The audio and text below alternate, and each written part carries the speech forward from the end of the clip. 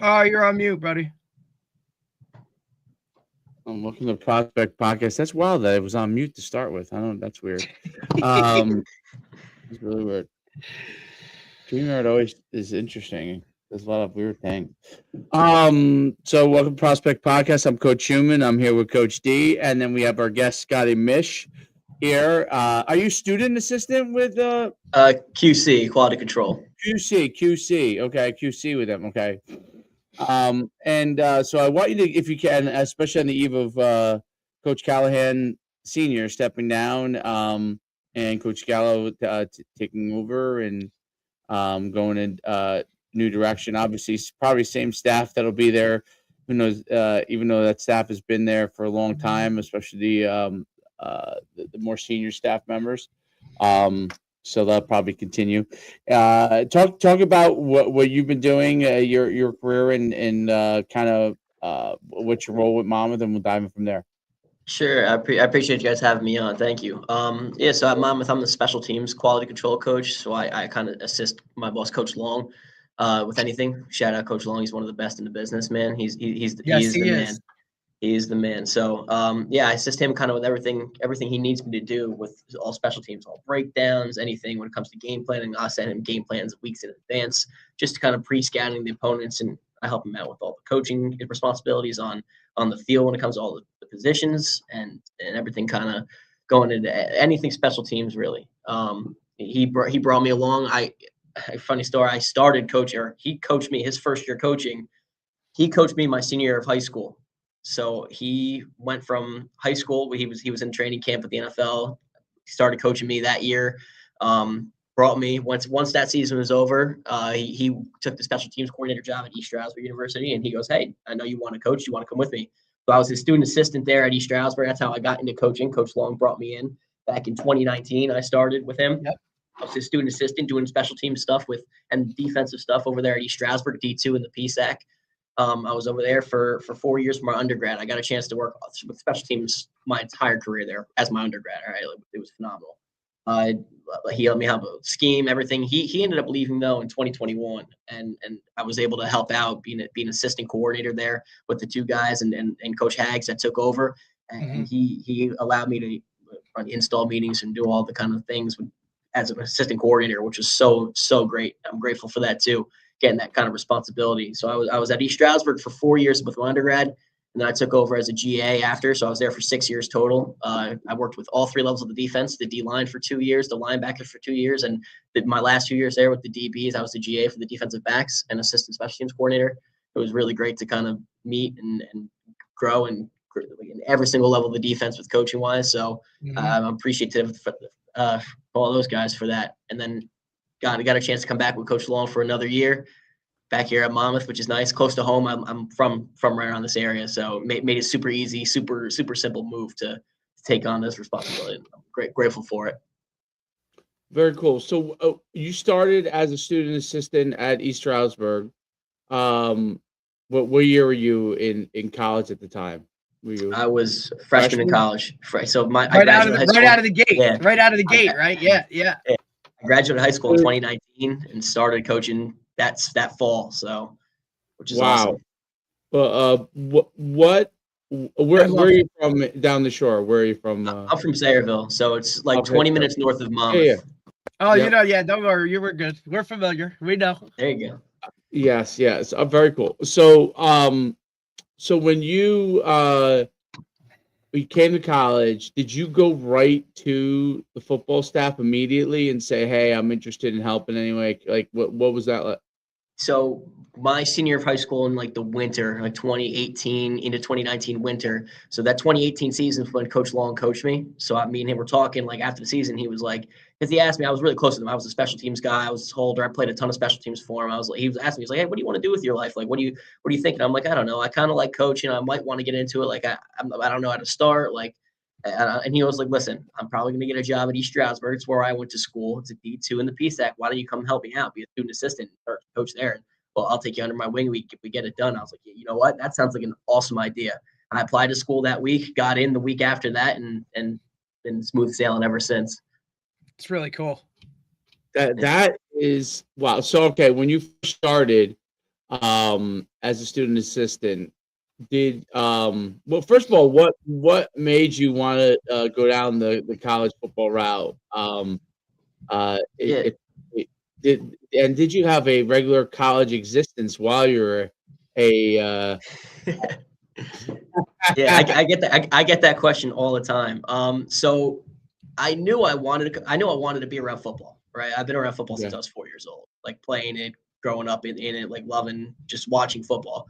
And I knew like I was in high school. Like I'm a very self-aware man. I understand like, all right, like I know I'm not going to play college football. It's like why I want to stay around it in some sort of capacity, and it was my opportunity to stay around it. And I've loved it ever since. Like I graduated high school at like 5'5", 5'6", like 150 pounds tops.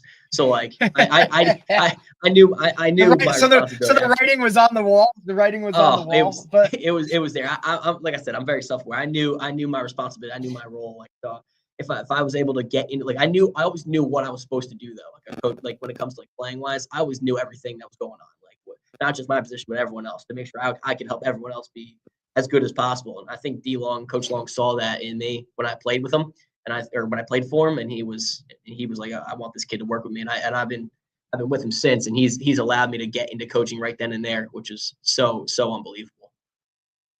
that really is. I mean, all right. So, what was your East Stroudsburg experience like? Like, take me through like what it was like when you were a student assistant at East Stroudsburg, balancing everything from college and then doing that same diet. Because there's probably, especially in today's world, a lot of guys that want to do what you did, but they just don't know how to go about doing it. Like, how are they going to balance their studies while they're Yeah. going to get everybody coffee for staying there all long? Talk about that.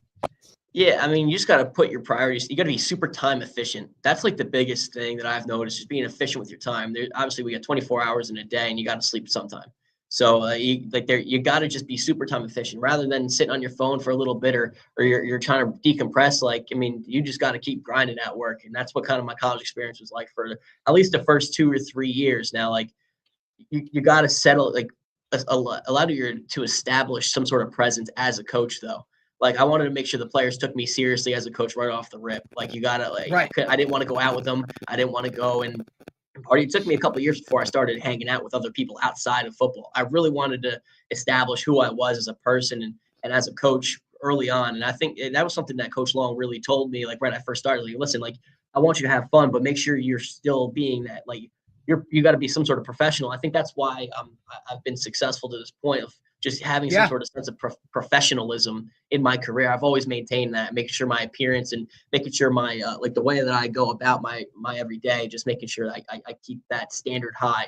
And that's kind of why, like going through college, like, my GPA never slipped. You had to be, if I wanted to set the standard for my players to have a 4.0 or 3.0 GPA, you got to live it.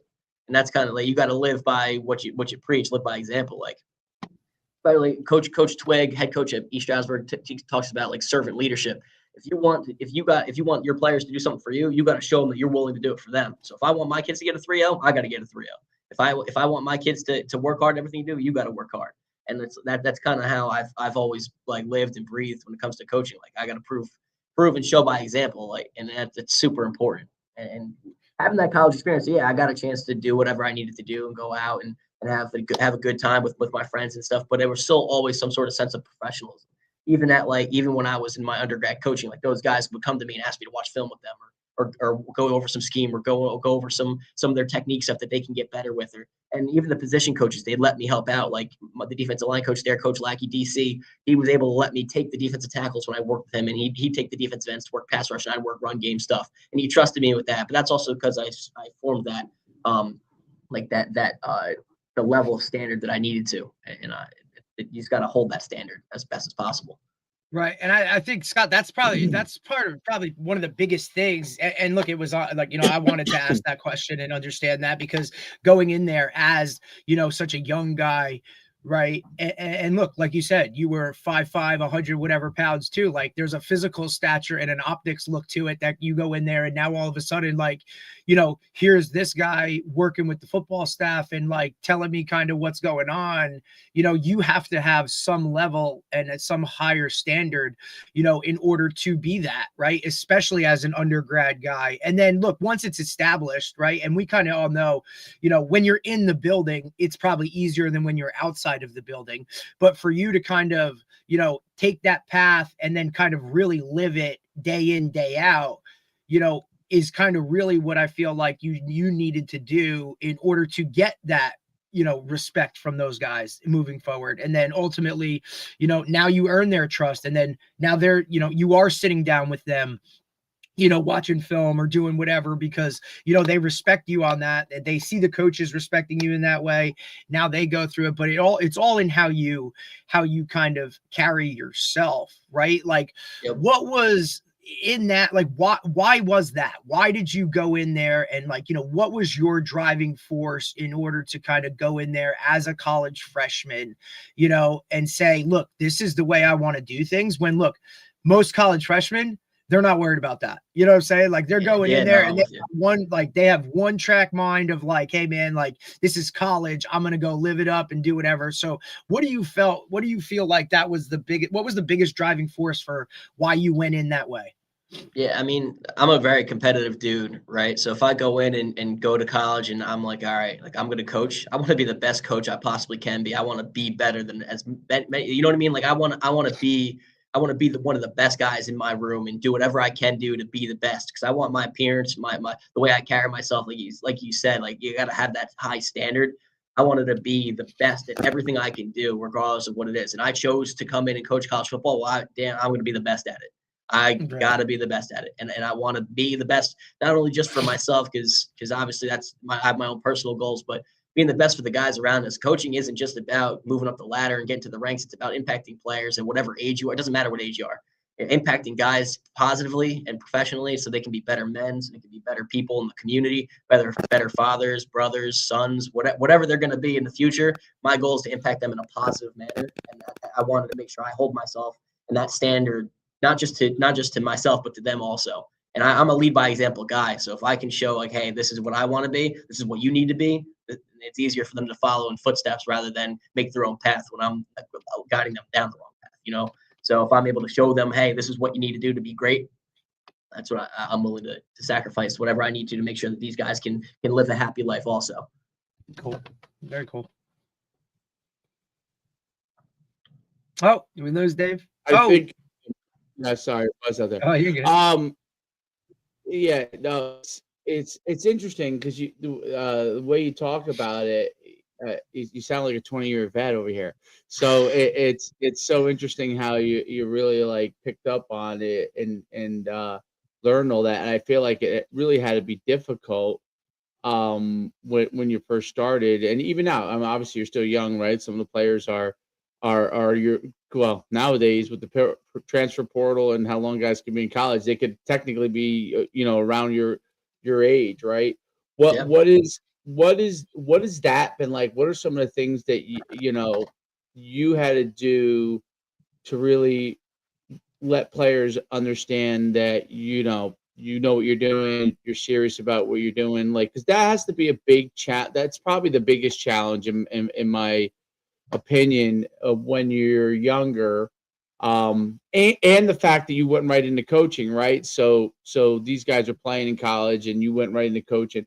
So what were some, because that always fascinates me. It's because I feel like that would have been something that would have been very difficult for me. I don't know if I would have been able to do that when I was that age. So no, seriously, I'm serious. Like I was way too much of a fuck around at that time to be able to do something like so. And it is a tribute to, and it's the reason why I'm asking these questions, because I want players. I want young guys who are getting it. We interview a few guys that were in similar situations to you, and there's a lot more guys. This industry, and this is the reason why I ask it. This industry is growing so fast, and there's so many more opportunities, not just coaching, but like quality control, assistants, marketing, media.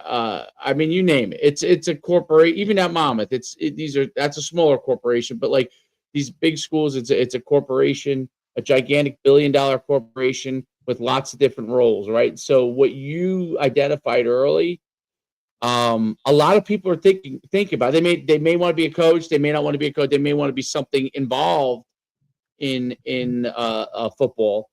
But that becomes an obstacle, right? Like, so how did you get past that obstacle? And what did you do to really say, hey, this is, help people understand that this is something I can do?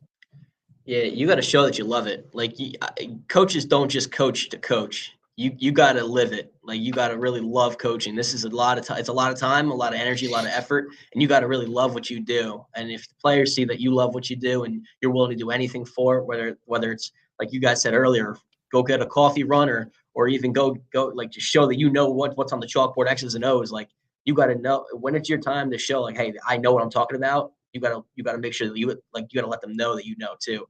They'll buy in. Like I remember one of the first meetings I was in, and they were asking me questions, and they asked me in front of the team, and I answered it correctly, and they were like, "Yeah, okay."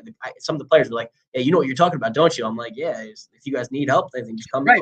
And that's when they start developing that trust with you. You got to get them to trust you, but you got to really show them that you love football. Like you can coach, and sometimes you can get away with saying, "Oh yeah, I like coaching. It's cool." You could be that volunteer guy the rest of your career, and that's fine. If that's what you like to do, you like to be around football, cool. But like the goals and aspirations that I have, I love football, and I love getting to that point of the hard work. You got to love the hard work too, and the players will see that by you being in the office and you being visible and you being around with what kind of they want to do. Like I love doing what I do, and the players know it because I'm always willing to talk to them or willing to cut. Like if I have to come in on an extra day or if get up early to talk to them, I'll do it just to make sure I'm around it because I love doing it.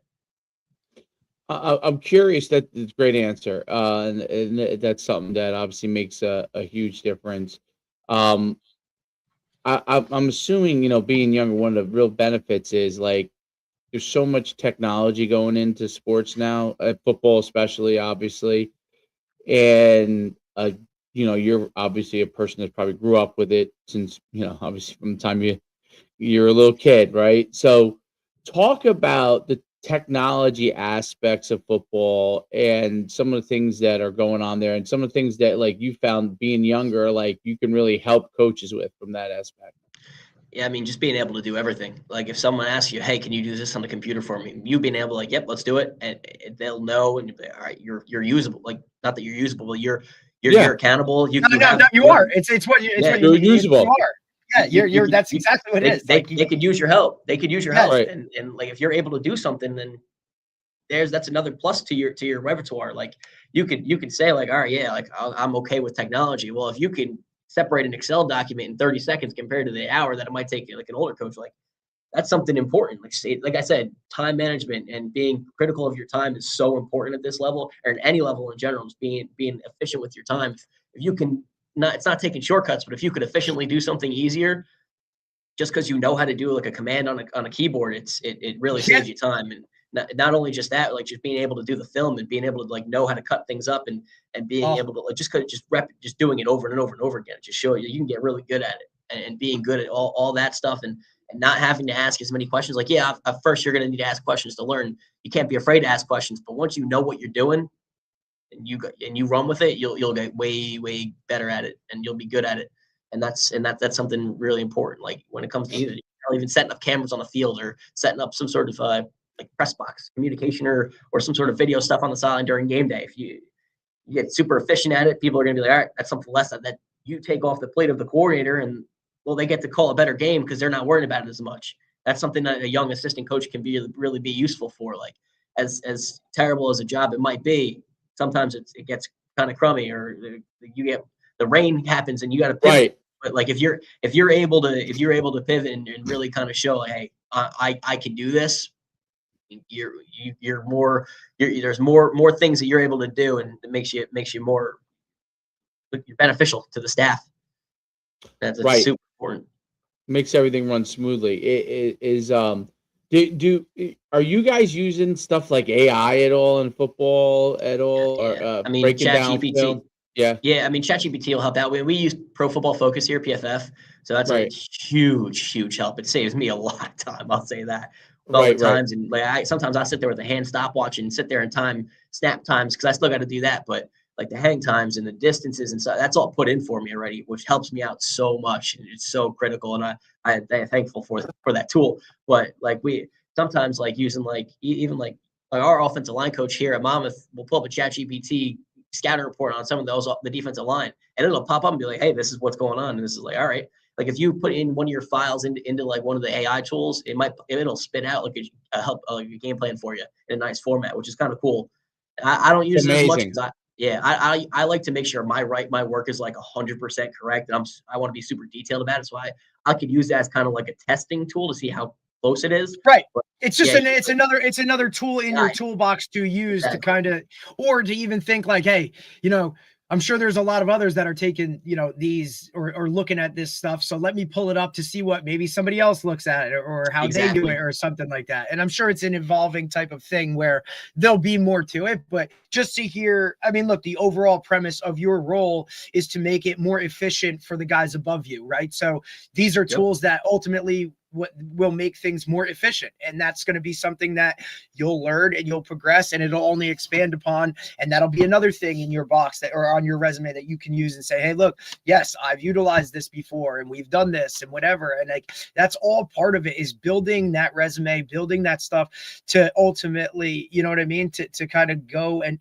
there. And the thing that's so different, Scotty, about you and how they're viewing it is that, like, a lot of the younger guys just think you get into this thing and it's like, hey, boom, like that's how it works. Like, no, man, like you got to do some of the worst jobs that literally suck, and there's no shine included. But if it makes it easier for that guy above me, right, then that's ultimately what will help us win. And then winning and all that stuff, it all comes together. But that's the big part of it, is like it's a grind, it's work, and there is not a lot of shine, even for someone like you who got such a jump start on it. Look at how many years you've been in it, right? And by title, you're here, right? And that's not, I don't think that's what you're chasing ultimately, right? Is like titles. I mean, sure, everybody wants their own room, everybody wants to move up, but like you're willing to go through it to get to where it is, because it's that foundational stuff is pivotal. Like some Yeah. guys won't be able to know video or won't be able to set up a sideline or cameras or any of that stuff because they skipped it, or they wanted to just skip it, or they took the easy way out. Like there's something to be said about that grind and going through it in order to really grasp it and learn it. Yeah, some people are able to skip out on running a scout team or drawing scout cards. Like that's so important. Like because now that I've done it, like I've run scout teams here at Monmouth and at East Stroudsburg, so I've drawn scout cards plenty of times. Like knowing that is so important because now one day when I get to that point where I'm running my own room eventually, and when I'm doing what I need to do, I'll be like, all right, this is exactly what I need from my QC when I'm there.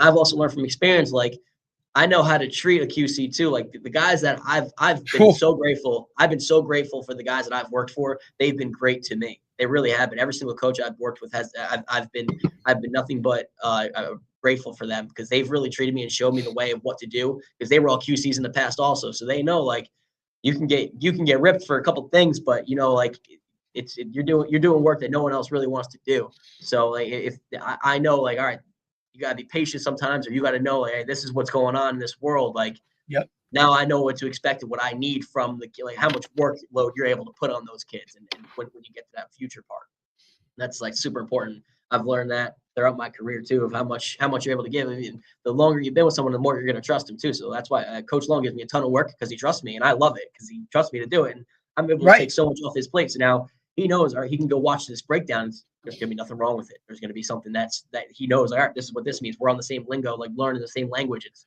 Right. Everyone knows football's a different language when you're with a different staff. Like Oh yeah. everything's different. So like talking on the same, like just being able to speak in their language also is so important. And it's big time knowing all those tools. And when it comes to not even just the film work or the grunt work, it's just knowing what they want. Like someone like my DC at East Stroudsburg, this is and he'll say this is one of the best stories. He told me to go get the thing out of the thing, and I knew what he was talking about. If you're able to do that, like that's something that you could really you could run with that.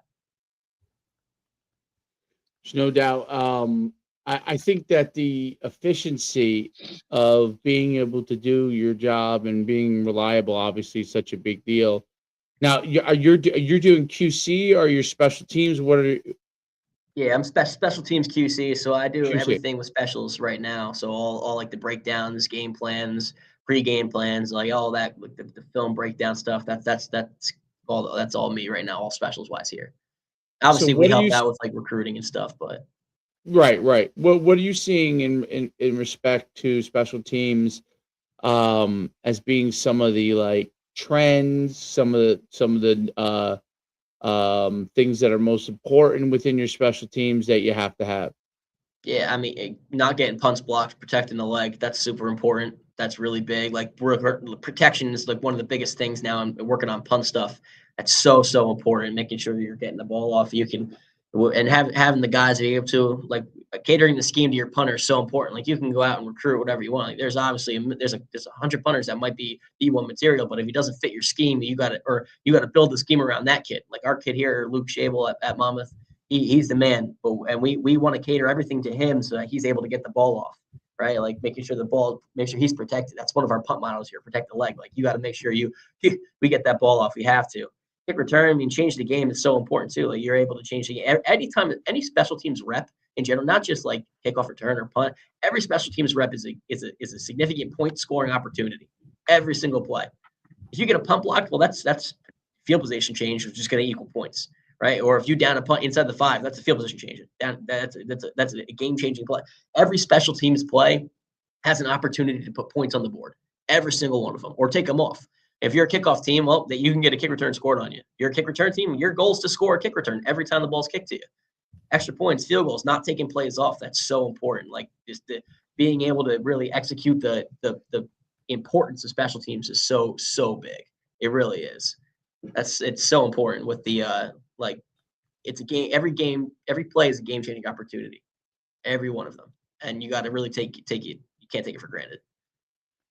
Yeah, I think that's. I mean, with respect to special teams, that is obviously the key component. That it's a third of the game, and it's an important part of the game, and often neglected. But teams that take it seriously and do the job there are ultimately teams that have the best opportunities to change different momentums within the game.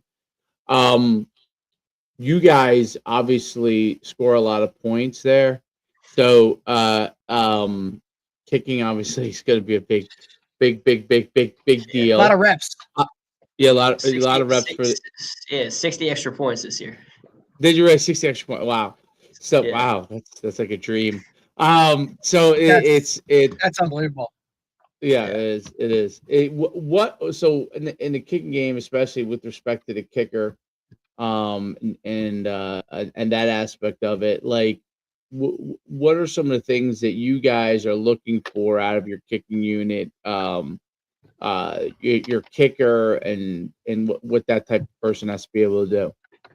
Yeah, I mean, our kicker Hudson Feeney, he's the man. I mean, consistent inside of 40, 100%. Man, he's looking for the consistency. I mean, he might not get a chance to kick a long field goal or that many field goals. We only kicked 2 field goals this year because we scored so many touchdowns. But I will say, like, just being the consistent guy that we know, all right, when we go out there, we don't have to worry about this going wrong. And we had a couple mishaps early on this year that was an issue that wasn't even dealing with him. There's a couple things we had to fix with our field extra point unit. So we went 60 of 62. But I mean, he is everything but consistent and reliable, and we love him too. Just having that kind of that swagger to him too. Like he knows he's going to go out there and kick 60 extra points in the season. I mean, he's excited about that. That's 60 reps, 60 opportunities to show what he can do, and that's kind of what we're looking for out of him too. Like even just the offensive line too. Like our offensive line is the field goal team being the offensive line of field goal is a tough job. You get right It's over miserable. sitting there. You're holding on for dear life. It's a miserable thing. And our guys take pride in it. Our guys take pride in it, and they don't mind taking one for the team to make sure that we get an extra point on the board. And that's key. Yeah, I think that's yeah, no doubt about it. So okay, so kind of transitioning to like some of your goals as you continue to work within Monmouth. What like where do you see yourself continuing to grow, what are some of the things that you hope one day to be able to take on as a coach in your role? Yeah, I mean, I still want to learn as much as I can. Football is such a growing sport, and no matter where or how old you are, there's something new you can learn every day. And the second that I think that I know everything is the day that I know I'm wrong, and I want to learn as much as I absolutely can. Not just obviously, I believe in what I believe in with schematics and everything that I kind of want to go gear myself towards, and I have my stuff together, but I still need, like, there's so much more to learn. Obviously, I've been around here. I've been in college coaching for, this is my seventh season, but it's like there's still, I've only been around Yeah, two it's different wild. places. There are 146 FBS schools. There are over that. There's 100 and whatever FCS schools. There's a ton of D2, a ton of high schools, ton of D3, whatever. There's so much more football to learn from myself that I want to keep growing and just learning everything. So when a situation comes up and I see it, like, all right, well, I've seen that situation. Well, it might have happened in a D3 game, but guess what? This was the outcome. This is what I can do to make sure I get a better outcome or the outcome that I want to see. So trying to learn as much as possible is so important. Like, and I want to cater it towards whatever I'm doing in my schemes. And I'm lucky enough to be here and learn a lot from Coach Callahan, who just retired, and Coach Gallo, who's taking over now. It's super. Like, I've got a chance to learn from a ton of different guys, and it's a great experience too. Just trying to get through as much as I can to learn what I can do or what I shouldn't do, there's a lot that goes into what you like. This is what I don't want to do in my career. You've learned that along the way too. Like you learn, Right. You got to learn from examples of your guys. Like Coach Long tells me, he's like, listen, learn from my mistakes so you don't ever make those mistakes. So like when he gets into a situation, it's like, all right, I know that this is the situation. Well, I know I should tell this kid to avoid to the field today instead of avoid to the boundary, so I don't get a kickoff return touchdown scored again. Right? Like those, it's the little things like that really teach you. And that's not even like a real example, but like those guys, like just something like that, just like the way you go about the little details of teaching the little details. That's so important. There's no doubt. In a perfect world, Scotty, as you transition through, right, you kind of cut it like that. You're a special teams guy, but if you had to transition to a side of the ball, and then with that, a position specific, if you were looking like, is that, what position, what side of the ball, like, do you think you want to be, you know what I mean? Like, where do you want to align yourself or kind of set for your future? I mean, I'm looking to go wherever I'm needed. I'm willing to learn whatever I can. I have, like I told you guys before, I worked with the defensive side for 6 years at East Stroudsburg. I was able to work with the D-line, linebackers, and defensive backs. So like I was able to work with all three levels of the defense. So that I love defensive football. But like I said, I'm willing to learn whatever. I've always been taught, like, hey, listen, you should learn the other side of the ball so that you're able to, like, I grew up as a defensive guy. I came in as a defensive guy at Stroudsburg. I was a defensive guy and special teams guy my entire time there. I was told, hey, you should learn some offense. Say, listen, this is how the defense wants to get it. This is how the defense wants to stop the offense. Yep. Well, if I have a defensive mind and I say, hey, this is what the defense wants to do on this play, I know, all right, this is how we can beat it. Or vice versa. Like if I go to the offense, I know, all right, this is how I want to beat this. Well, I know, all right, well, if I'm in this coverage, this is how they're going to want to do it. This is how I got to play something. So it doesn't matter to me what side of the ball. I've been working with the defense. I've been with I helped our defense here a little bit with running the offensive scout team and learning some of that stuff. So I've been with the defense, but it doesn't matter to me what side of the ball. I'm willing to learn whatever I can to be more expendable. If I can learn offense, defense, special teams, I mean, that covers all three sides of the ball. I'm able to get a job. Doesn't matter. Yeah. Doesn't matter what they're looking for. No doubt about it. I think that it's important to continue to grow. You're doing a great job from that aspect. It's starting early is a game changer in this. It's difficult, but you got tremendous confidence, and I think that goes a long way. And really being able to, Dave, it's like this too, right? Like for him, so we see so many guys that as high school seniors are 5'5", 160 pounds, and they're like, well, I'm going to go play college football, right? And then they spend the next 4 or 5 years either banged up, hurt, pissed off, right? Or they don't make it that far. Then they get burnt out and feel like football screwed them in some way. Your self-awareness to know, shit, I ain't playing college football, but you know what? Like, I want to be around it. And look, there's a guy here in Coach Long who believes in me, right? And for him, it's a double-edged sword where I know exactly what I'm getting with this kid. So yeah, he can help me. I can help him. Let's go. Like he's skipped that part of like, hey, I'm going to continue to play and do all this stuff. And then I'm going to get into coaching. Right. And he's jumped right into it, ground floor up. And now building towards that is 4 or 5 years ahead of where most guys his age are in this journey. Right. And now just added to it by learning all of this stuff. You've already been at a Division II program. Now you're at, an FCS program that's doing amazing things, right? Like you've worked for guys and are working for guys at a higher level. He just kind of skipped that mid-range point or that starting point, which is one of the reasons I wanted to get him on, because there are so many guys like you now, Scotty, that want to get into coaching and are starting to realize like, hey, maybe I don't want to play or I can't play, right? Especially with the way college football is now, like, those lower level guys or those mid-range guys of like, hey, I'm not going to go live that D3 life or whatever it is and just hang on. Like, I want to get into coaching. I know I want to get into coaching. How do I do it? Right? You're the prime example of like how to do it, what to do, and kind of go from there. So it's just so interesting to hear how like, you know what I mean? Because Dave, we talk about it all the time, right? Guys are like, how do I get into coaching? And most times it's, hey, I'm going to go back to my high school and I'm going to volunteer for a year or whatever. Whereas you can get to that higher level right now by just doing it right now and handling your undergrad. And look, I'm sure you're taking grad classes and doing all that other kind of stuff, like while you're there or whatever. So you're gaining those pieces of paper and that knowledge, like moving forward, so you're sleeping in the office a lot. Like, that's okay. You know what I mean? You're still young and willing to do it, dude. Like, you got to do that stuff like before you get older and do all that other kind of stuff. So it's really cool to see it and to see that this is definitely something we see on the uptick, like in terms of younger guys getting into this world. We talk about it all the time with how staffs are expanding in some way, shape, or form, right? Like, Yep. There's a lot of that stuff now, like off the field, of whether it be film or social media or, the GM aspect of like managing rosters and all that stuff. Like, staffs are expanding to more off the field stuff. And you got a lot of that, already under your belt, man. Like, it's really interesting to see.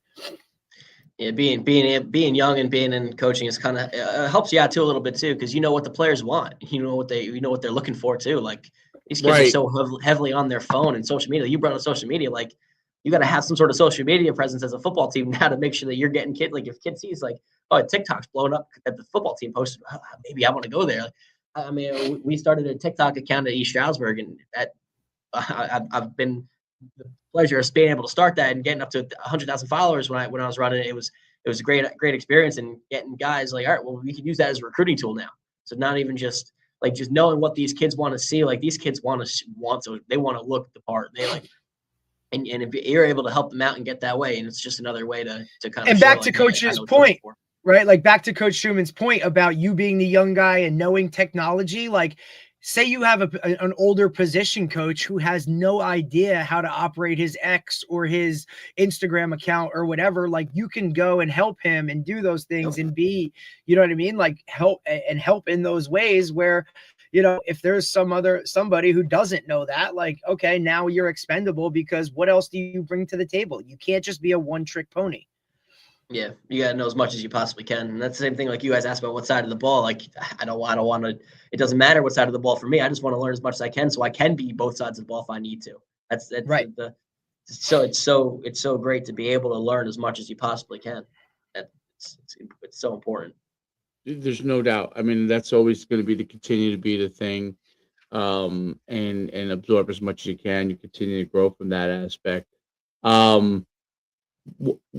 You mentioned there's something that you like already offensively, schematically, or whatever it was. I'm just curious what that was.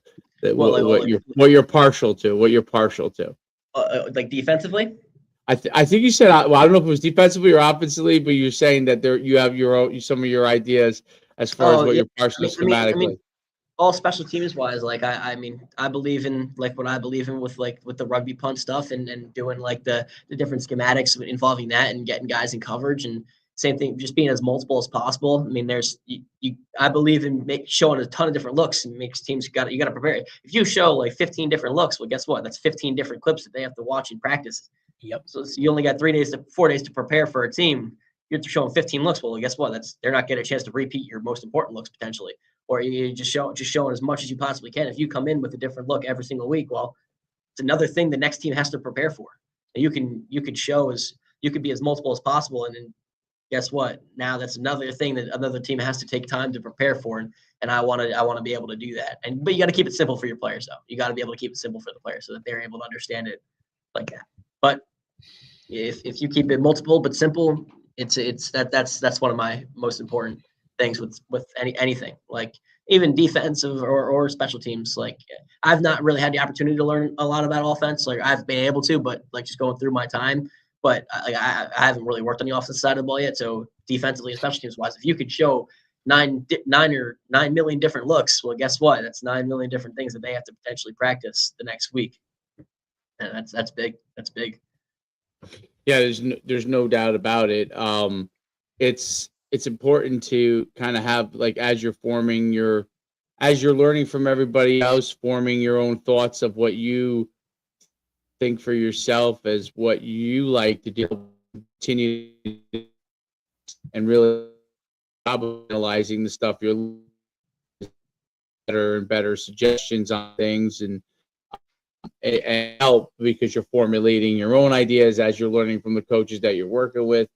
And all of a sudden they're going to turn around at some point and be like, Scott, what do you think about this? And you'll already know because you've been walking your mind through this process or writing it. I'm sure you write it down and yep.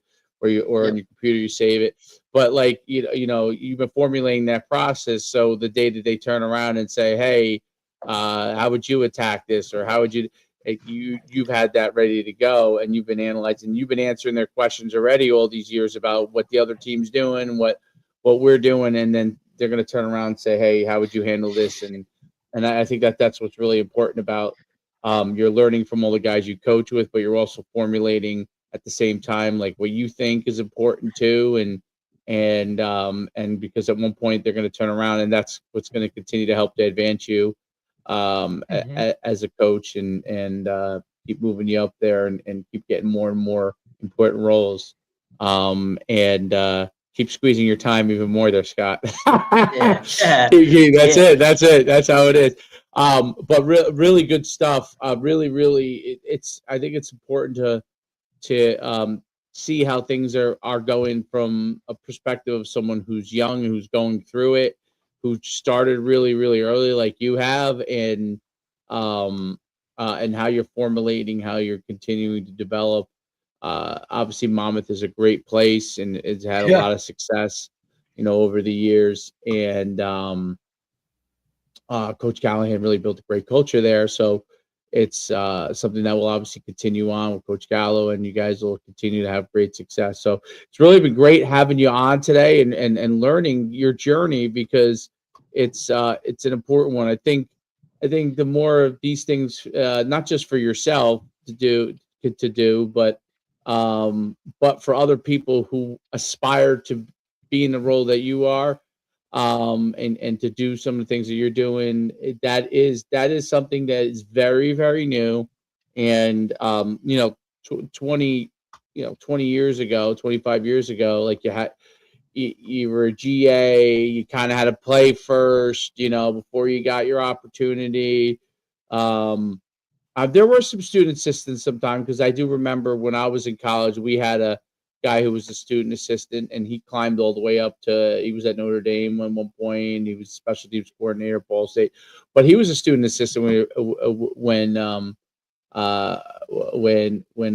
was playing in the 90s, and the guy really had a great career for a long time. And he started out as literally as a student assistant, and they would be screaming and yelling at him. I'm sure I don't even know if you guys use Scout Team cards still, but in college, every day. Yeah, of course. Every day. So they were screaming and yelling at him, like when he put up the wrong card and stuff. So you probably know what that's like. It's like, oh, he put up the wrong card, Yeah. Like, I want card one. And I just remember my The only time I played scout team was my true freshman year because I was redshirted, and I remember like being on scout team my true freshman year, and this guy would be just getting yelled at over. He was getting yelled at more than we were getting yelled at. So, but he he fought through it. He learned, and he was great at his job, and he ended up really rising up to the high levels of Division One, and so I think that's really a cool thing. And now back then that was a really hard road because no one would even now people are looking for young upstart coaches that really can bring a lot to the table like yourself. So much continued success, Scott. I appreciate that. Thank you. All right, hey, have a great day, and we'll see you soon. Go Monmouth. Yeah, absolutely. Appreciate you, buddy. Man. I appreciate Thanks, it. Thank you, guys. Talk soon, buddy. Yep. All right. That was great. Good job. Yeah, he's the man, dude. He's a sharp kid. A lot of years in it, like My favorite was when he said he called when he was I can't believe I didn't tease him about it because I was gonna had it in my mind, but I just remembered it now. When he was like when he was at East Stroudsburg. And he referred to the other football players as kids, when probably half of them were older than he was at the time. 100%. And that's why I asked. I'm glad he went into that too, because if you think like that's really even GAs, right? That first year after you're done playing, if you stay with your program, that's really hard to separate player, coach. Like, I mean, shit, some young assistant coaches have a hard time separating players and coaching and that lifestyle. So for him to be able, like, it definitely takes a different type of dude to go in there as a 18, 19-year-old true freshman and be the student assistant. You know what I mean? Now, look, I'm sure you babysit him a little, right? Like, you don't allow him to be around those guys in a certain way. But, dude, when they walk out of the football facility, he's still a college freshman on campus doing whatever he should be or wanting to do. I mean, look, like you said, like, I don't think I would have been able to do that or separate that, like, from one thing or the other, and to kind of know that track or that path that I wanted to, even though I had some inkling of wanting to be a coach, like, I wouldn't have been able to just like all of a sudden now be mature enough to not live that type of life, as a college kid and as a coach, you know what I'm saying? So I think that's really awesome that he identified that early and now he's reaped the benefits of it. I mean, he can't be 25, like, north of 25 for what it is. And he's already had 7 years college coaching experience at two really good programs at a Division II school and Monmouth, you know what I'm saying? And those are really good programs. And I know Coach Long depends on him for a shit ton of stuff. You know what I mean? Like, and trusts him, obviously. Now, look, when you've been with the same guy, like that's, like he said, he can finish their sentences, basically same verbiage, all that stuff. But for him to understand, like, hey man, every little thing that I do or learn makes me more, makes me a better piece to this whole thing, right? Like, I'm now more, what's the word I'm looking for? He's, he's not as expendable if he's a one-trick pony. So now he can help in so many different departments that I'm sure there's a lot more going on than him just being the QC, you know what I mean, for specials, right? Like, in terms of, hey, Scotty, can you help me do this with this breakdown or whatever it is? Or that's huge, to be that Swiss Army knife and be able to do a lot of those real things, which I think a lot of younger coaches, like we said, like we see it all the time. We talk about it all the time, like how young guys just kind of want to like get that title and call plays and do all this other kind of stuff. Like, well, if you want to like build that foundation and really get where you want to like get to that high level, right? Like, you got to be able to do a lot of different things and you can't just be that one trick pony. There's no doubt about it. It's an important thing to learn all the different roles. It became a thing where I think his skill sets it's going to get better and better and more varied. And hell yeah, it's pretty cool. It's really, well, that's why I asked him, which way do you want to track? You know what I'm saying? Like, which way do you feel like what are you going to coach DBs? Are you going to coach like best answer in the world? Like, I'll go wherever, like, you know what I mean? Like, I'm sure he's like more confident in the defensive side of the ball because that's where he spent, you know, a couple seasons, you know, with the D-line, linebackers, DBs. Like he has that kind of track record for that stuff. But I mean, I just think it's, you know what I mean? Like he's going to be able to kind of write his own, you know, he's going to look for most part at his, where he's at now. Like if he ever leaves Monmouth or looks for a different job, like he's only going to get offered a certain type of job having been in that, you know, for what most of those guys are. For him, because he's worked with so many different positions, he's actually going to have options to go and do it, right? Whereas most guys don't really have options. It's, hey, you're coming to do this and that's it, right? Where he's going to get to make a choice somewhere along the line of, okay, well, these guys want me to work with this group. These guys want me to work with this group. Whereas I don't think that's the case for the most part if you haven't taken the approach that he has. There's no doubt about Oh, it. did we? That's Oh, okay. that's definitely come back. Yeah, there's no doubt about it. That's definitely a difference maker. I think he really is. He's very confident in himself, and like you know, he's got a good amount of self assuredness. So I think he's going to be really good. And it's good to hear that journey. That journey is um it's the thing I thought about most was wow, like as a college student, ain't no fucking way. Ain't no way. Like, of course, we were playing, so it's different. Like, we are getting on the job experience from that standpoint. But still, But, dude, think but about when you went into coaching. I know when I went into coaching, like, oh, I could coach DBs, I could coach receivers. Like, I played it, I know it.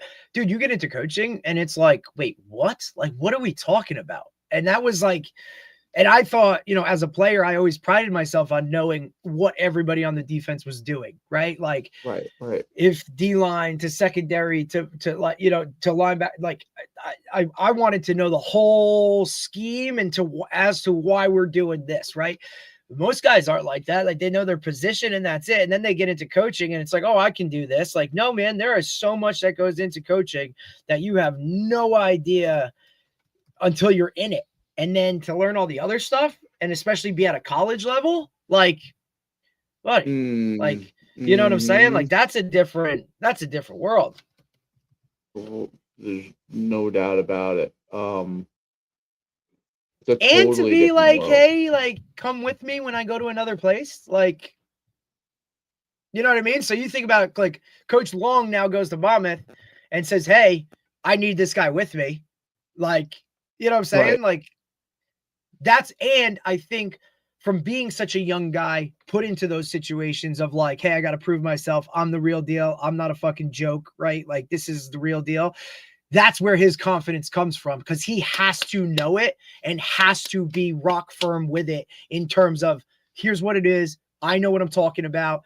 Don't bust balls because like I got it. Right. So I think that builds his level of confidence and then having to almost be a wanted piece to it. Hey, buddy, I'm making this move to Monmouth. I think you should come with me. Like, let's go sell it to the other coaches. Okay. And then just prove yourself, right? Like, hey, coach, I can help you with that. You know, look, I think it's funny, like the little things of like, hey, dude, how do you take an Excel spreadsheet and do whatever with it in 10 seconds rather than like another coach taking an hour to do it? Because, hey, I just hit this button, coach. You know what I'm saying? Like, who Right. couldn't use that help, you know? Because we talk about it. Like, college coaching is how do I maximize my time. He talked about it, right? Like if I can now take something, do it in 5 minutes that would normally take me an hour, dude, well now I have time to like do whatever with the rest of that time. That's huge. It's a difference made something that is unique. And I mean there's more people that could be in that role soon, but I find it to be a How unique excited position. were you when he talked some AI? Yeah, I wanted to dive in more about that, but but it sounds like he's still just learning because he was saying that they don't. Oh, I like when he said coach goes and puts everything in and he comes out with it. Like I told you that was going on. You know what I'm saying? Like, Yeah. so when I sat there and I was trying to look for an edge to play River Plaza and we played them the first time, but I had obviously lots of film, and I'm like, everything seems like patterns, but like I'm using my mind to discover these patterns, right?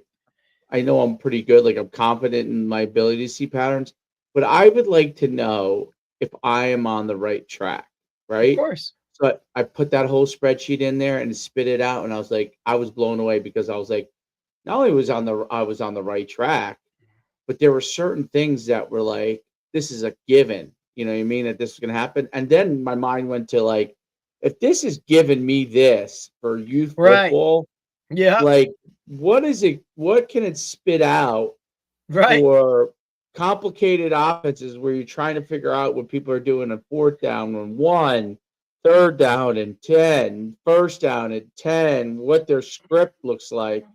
There's a lot, right? I'm using it at a basic level. Not I don't want to say basic level. I'm trying to solve problems, but I'm using it to help me give me the information so I could solve a problem. Correct. And the fact that you can get suggestions, it makes your mind, like the whole thing with the human mind and AI. If listen, you can put in there and find all the recipes you want, okay, for pancakes and chocolate chips, and but if you utilize it to help Well, yourself figure out yeah. what problems you're trying to solve, like you, meaning Derek, Right. maybe for a football game, maybe something Well, I you're think, and a lot of people say it, right? Like people are still using ChatGPT like it's Google, like, like asking it right, information. It's like, no, like what can AI actually do for you to help you and, take it to that next level, not just ask it a question and expect an answer, right? Or whatever that is. Like use I it mean, for what it can be. I'm building myself tools in my daily life that can help me, right? So there's some things that I pay for an AI to help me, but there are some things that I'm building myself just so I could do certain things better, like Right. more quickly. And Well, just efficiency. I think all comes it down to is. efficiency.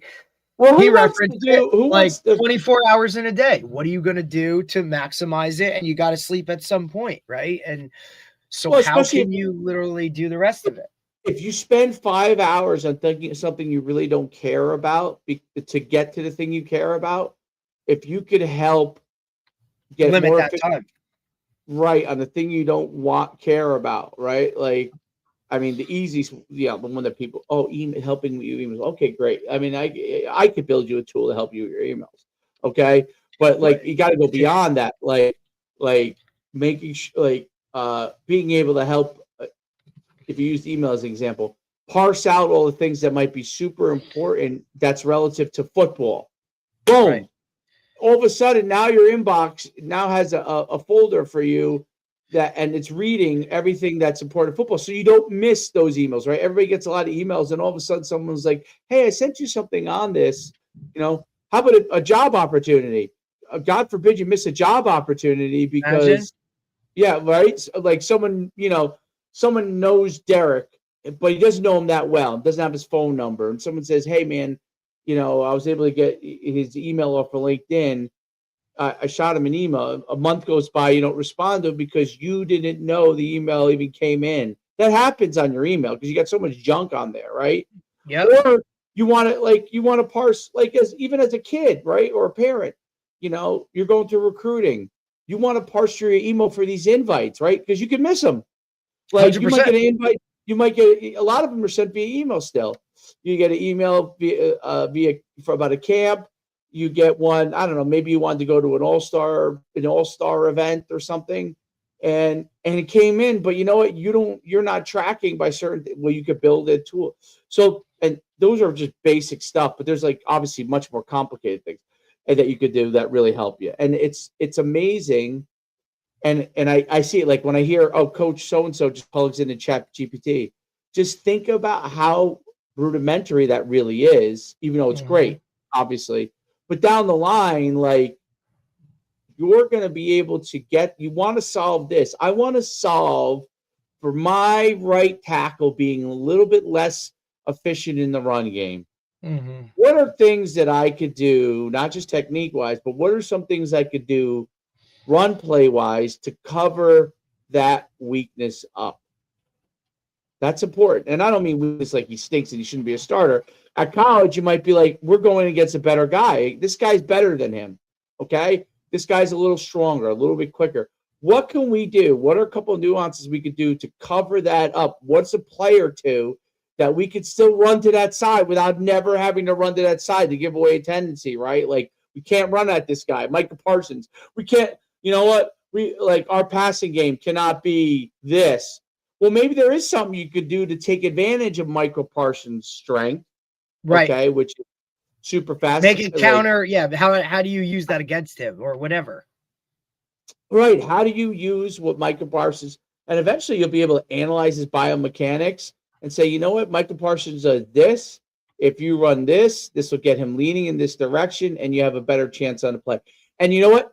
Without having to figure that out yourself, let the AI figure that out. Now he spits back to you possible solutions. You figure out the solutions that work for your team, your situation. But now, instead of, like, think about it. If you were spending 8 hours figuring, which college coaches do now, how do we stop Micah Parsons? They'll spend, I guarantee you're spending hours. Like, because it's worth it. Right. We could do this. We could do this. We could do this. We could do this. We need to do this. Well, if AI could say to you already, here are the possible things, you could just put those possible things on the board and rule them out. Right. Whereas now here's my question. Does it diminish the role of the assistant coach? Because back in the day, that would be you guys in the room, kind of throwing it on the board, doing all that. So it doesn't. Every coach is going to have to become a problem solver.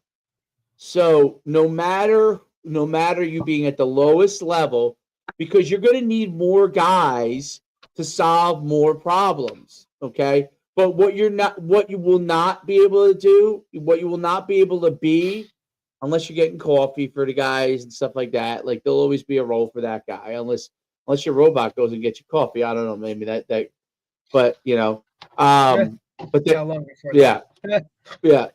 But outside of that, what you will have is this: you're going to need someone to be able to pick out solutions. So now you got faster with that. Now there's more solutions you can get. There's a lot of things you never get. Think about it. What do we always say in football? Hey, we need to be able to pick the things that we're good at that we can go and get done, right? We don't have time to analyze. Now you'll have that time. You'll get that time back. So maybe there is a play that you could run and put in with your team that week that you just don't have time to really analyze this, a possible nuance. Like, for example, like if you could run Bixby's offense through AI, all of their game film, right? And it can read it, which you can't really do yet at a high level, but could read it all, spit back out to you and say, hey, these are not only this is Bixby's best plays, but these are the plays that might fit with your offense that you currently run where you don't have to teach too much. And here are 5 suggestions for you that might work for what you guys are doing. Right. And now you ran it through and now you have 5 suggestions. Now you watch those 5 plays, right? Instead of watching 5,000, you watch 5, okay? And then you ask it a couple of questions, and then you say, okay, you know what? These are plays. And then we run it through with the coaches. Now you're solving problems. Now you bring it to the head coach. Hey, listen, coach, I remember when you were talking about, you really love the Bixby offense. Well, I just ran all the plays through the thing, and I asked it a bunch of questions, and basically here are 3 plays that fit within what we possibly do. If you're interested in running a little bit, this is what we. You want to run a package. Here are the 3 plays we might be able to run, or 1 play with two variations that we can run, put into our system, won't screw us up, and now we're good to go. And that goes, and I think that's where AI is, where we'll get to until it kills us 25 years from now. But before that, you'll be able to break down all the, but you'll be like you'll have a master analysis to help you get these solutions. So what happens to the analyst role? The analyst has to solve problems. He's got to look at all this information and be able to figure out this is important, this is not important. What AI does do, okay, like people are like, oh, AI is going to do it all for you. Listen, I could go down a rabbit hole with my AI and he'll give me everything. I still got to fucking read it, okay, or have it read it to me. You have to plug it in. Yeah, exactly. Or I think that's where you bridge the gap for me, was saying, like, look, dude, like, you can plug all this in and get all this stuff, but you still have to be able to tell it exactly what you want and align it so that you're getting the correct information. Otherwise, you'll just almost get too much information. You'll get too much information because it'll keep going down. It'll ask you more questions. It'll ask you more. And next thing you know, what you started with is not even where you're at, you know? Yeah. You're wait, when it's kind of like how when you're doom scrolling or whatever, and all of a sudden now your algorithm is telling you, like, what the hell are we doing? Like, how did I get here? And the bottom line is exactly. And the bottom line is you get into a situation where, you aren't analyzing the things that you set out to actually break down and analyze. But it's a powerful tool, and it's going to change everything, not just in our world, but like sports wise, it's going to change it. The guys in sports who figure it out best, you're going to see those guys rise in coaching faster than everybody else, because they're going to get so much information. They're going to provide value as an assistant to head coaches. Will it make you a head coach faster? Maybe not. What it will do is it will make you the most valuable assistant on your staff. And then if you do become a head coach, you'll now know what to tell your assistants what you need each week. Like when you get in there in that meeting, you could say, like, hey man, like John Smith, like I need you to get a spreadsheet on this, funnel into ChatGPT, give me 5 plays for this. Okay, good. We're our line, our whole left side is small. Like find funnel this in. I saw this group running it with smaller people. Find the best things that work well, blah, blah, blah. Speed training stuff, right? Okay, great. It's great. Tony Holler has 9,000 effing drills and 9,000 things, right? Right. Yep. It was great in the beginning. When we first interviewed him, it was phenomenal, right? Because we were able to pair into this small world of the most important thing. Tony still drives that home, but the most important thing. But now we're into all these drills and all these guys, and everybody has a different variation. Okay. Now it gets confusing. Okay. When we interviewed Tony 2 years ago, it was not confusing, because really the message of run fast, rest properly, and focus on things that can make you more explosive and fast without, and conditioning is the enemy of speed. Basically, that, if you were to summarize Tony's kind of focus, that's kind of the focus, right? Right. But now the question always becomes, how do you go about doing it? Well, obviously Tony and his staff has to get into drills, workout plans. As we get into those things, now you got 5,000 different ways to do this, right?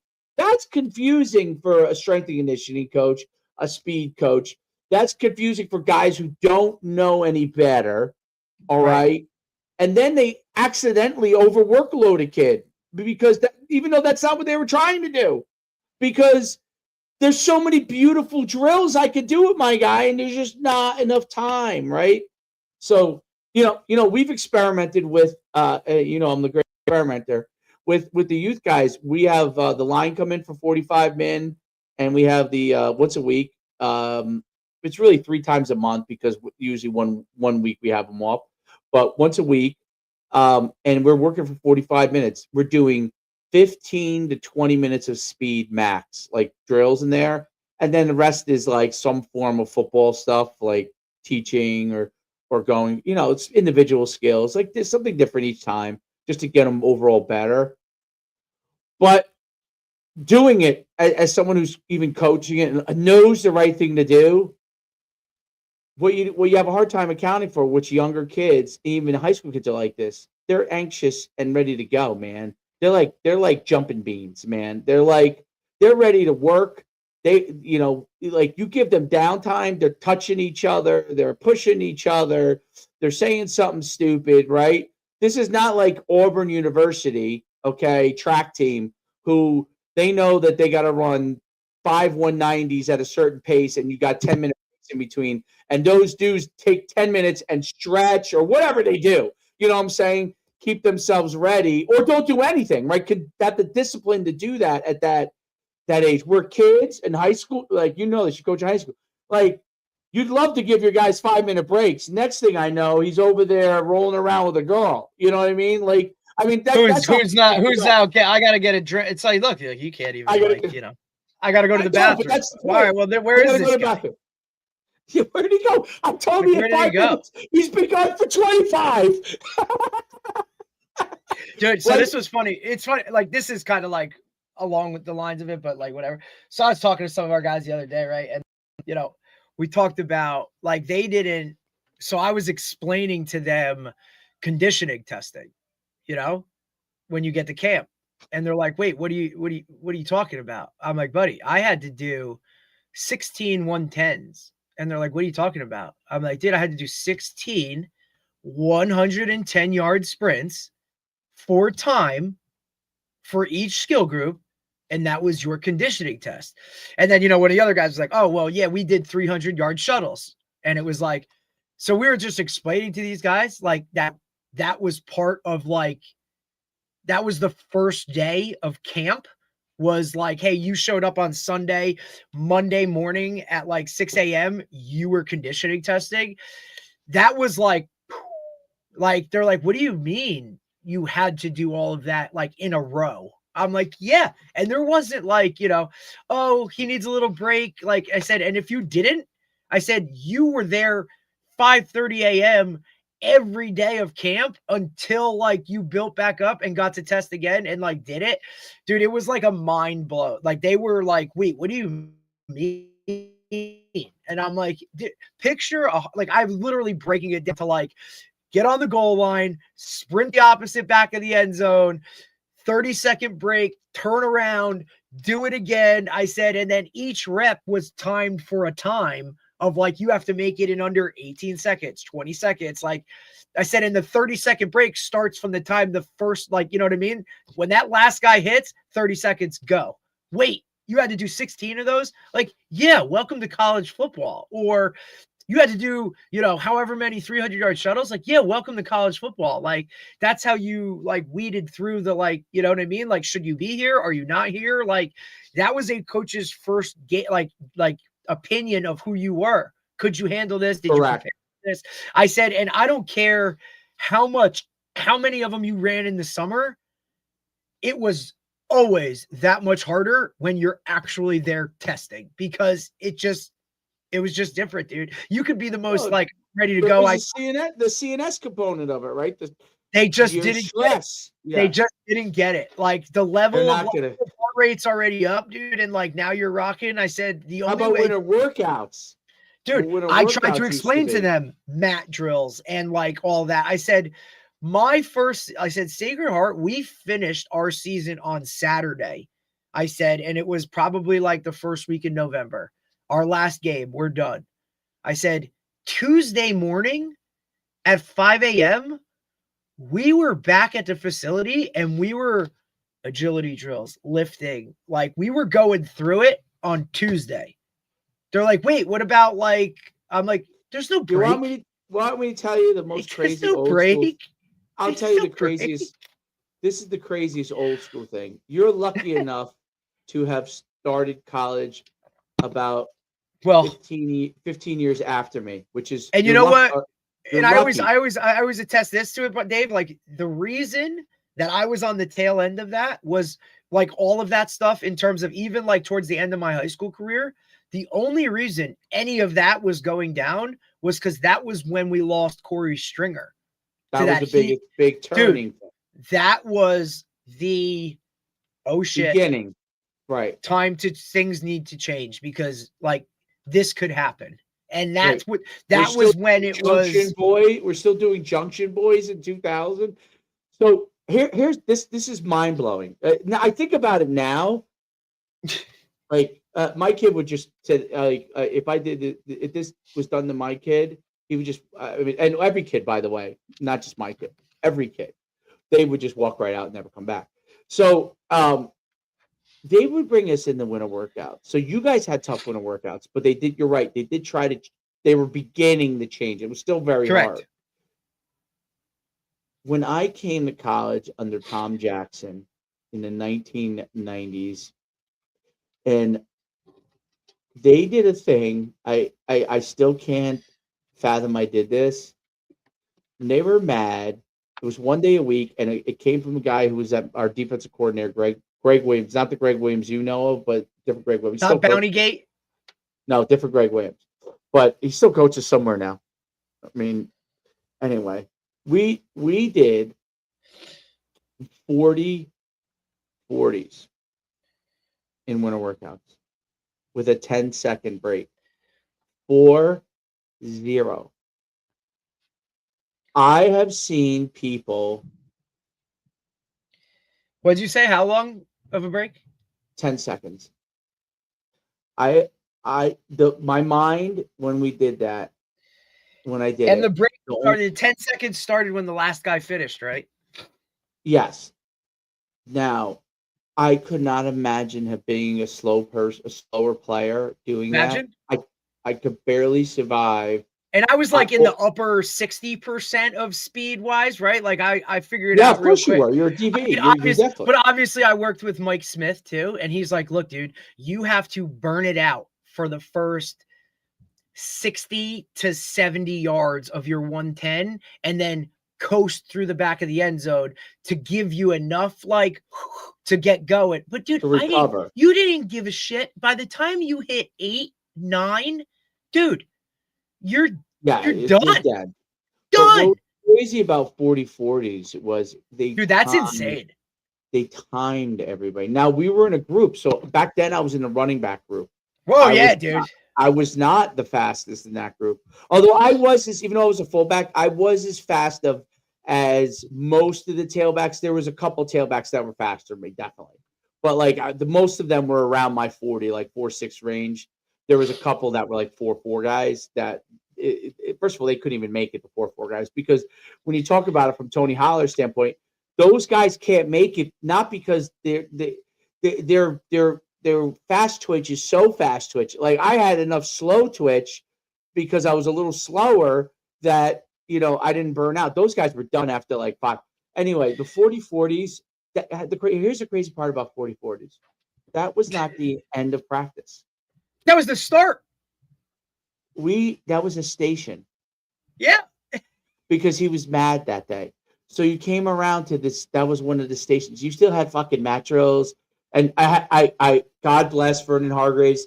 He tried to do a little bit of torture, but I just don't think it was in him to torture you. And he was the Matro king.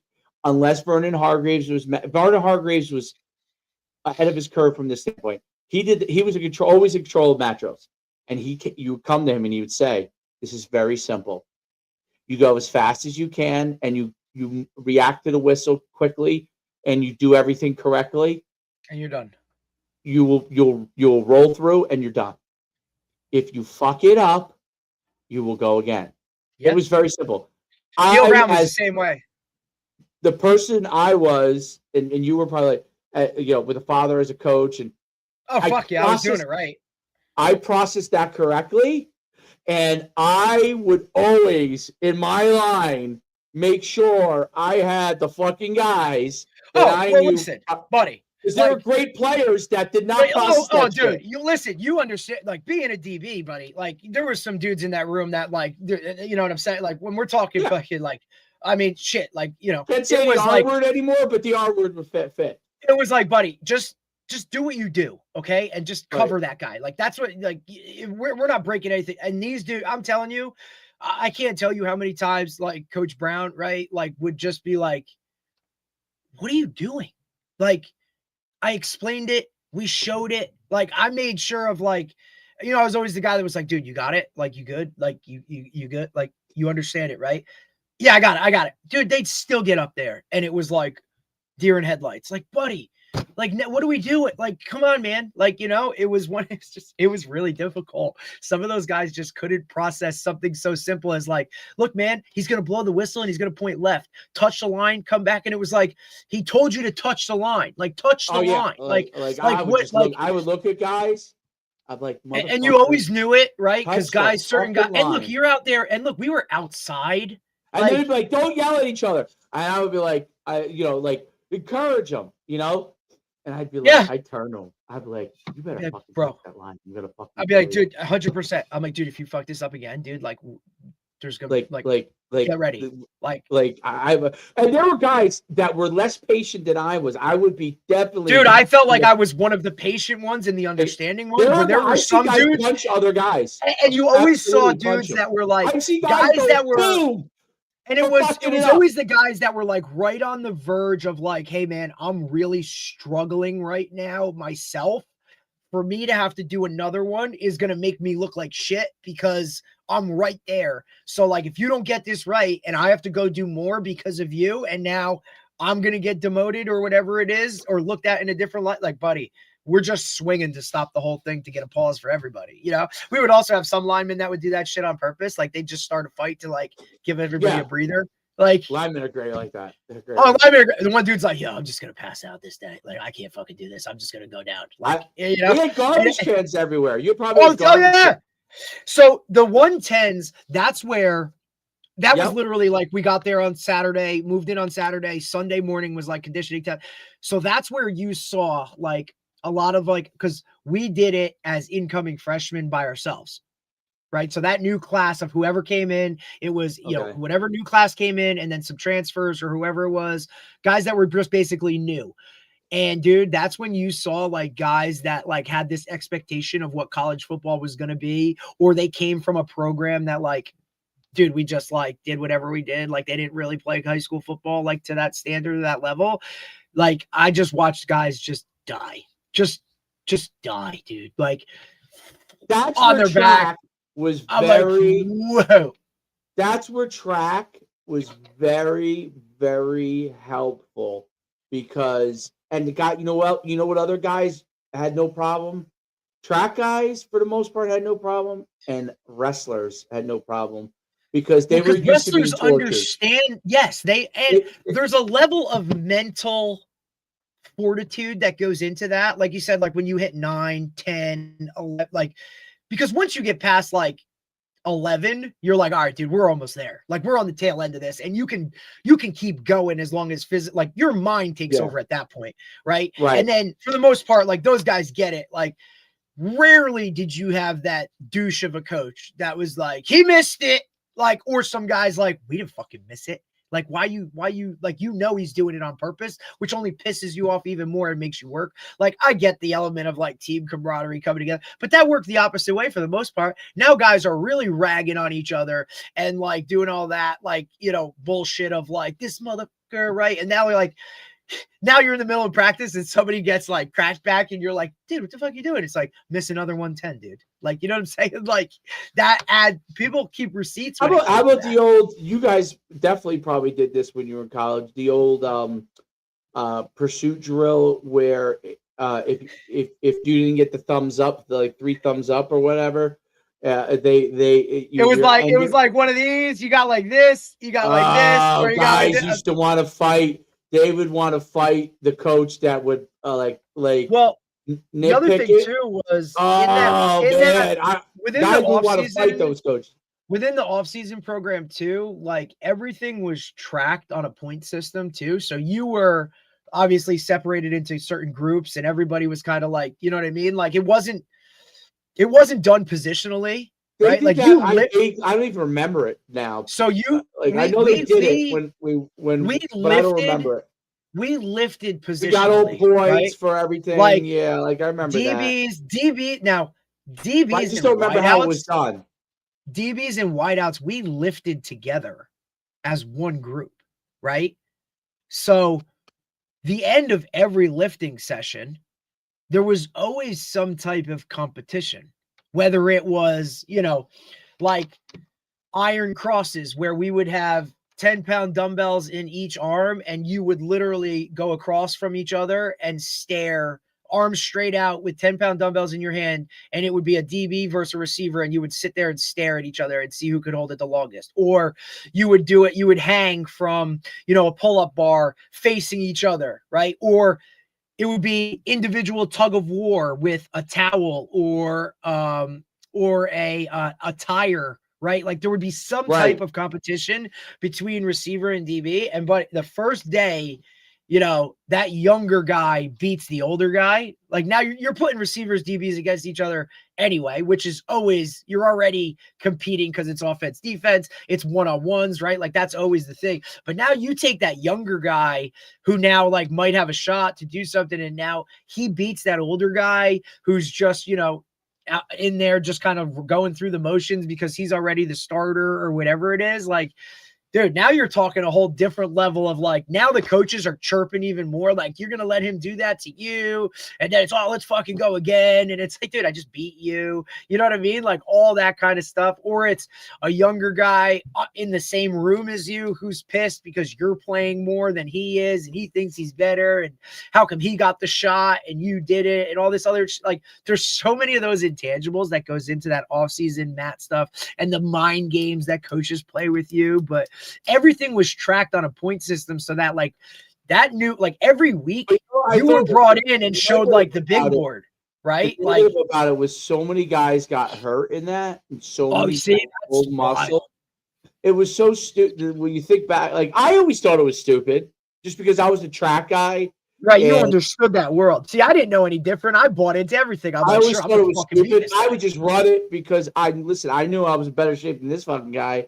So I'll look good at all these. I was trying to keep and earn something, right? Because I was like, oh shit, I'm the only one here that like literally traveled every game as a freshman. I actually played as a freshman, right? Like I also, not only do I have to live up to like justify why I was playing and why I was doing what I was doing, but now I was like, for me personally, like, all right, well, I'm going to be that next guy in as a safety going into sophomore year. So let me prove this fucking point. But you also had that level of the coach's standard for who I was personally was like, hey, he's already fucking played, right? Like, okay, now let's see what his next level is. And there was that back and forth of like, oh, fuck, like, here we go, dude. Like, but it was that offseason, that first offseason was unbelievable, but it was all tracking towards, okay, when we hit spring ball, like you're the 2 on the depth, he's the 3, you're here. And like guys they would post that shit all the time so that guys knew exactly where they stood within workouts itself. Like that's how we lost so many guys before the even, like once we left for Christmas break, because remember, we started that program the second week of November, which gave us pretty much like a month of workouts so the coaches could kind of push those buttons and see like who's coming back, who's not. And you would have some guys that were like, didn't go to a workout and were like, I'm gone. Like, I'm not doing this shit. Like, or do a week and be like, I'm never going to be here. Like, I don't want to be here. I'm not putting myself through this, and would just be gone. It was like, all right, so-and-so's not here anymore. Like, check his locker, see if he's got an extra pair of socks. I'll take him. Like, what size cleats is he? He's not coming back to clean out his locker. Like, I got it. Crazy. Dude, different world. That's not what anybody would know. Thank God you don't do that. Hopefully guys aren't doing that anymore. I will. I mean, I don't know. What? Yeah, maybe they are. When are we coming back next? Who knows? We'll be back on Thursday with Tyler Schneider, the OC from Bixby. Bixby. All right, cool, man. Just won another state title. We'll see you then. All right.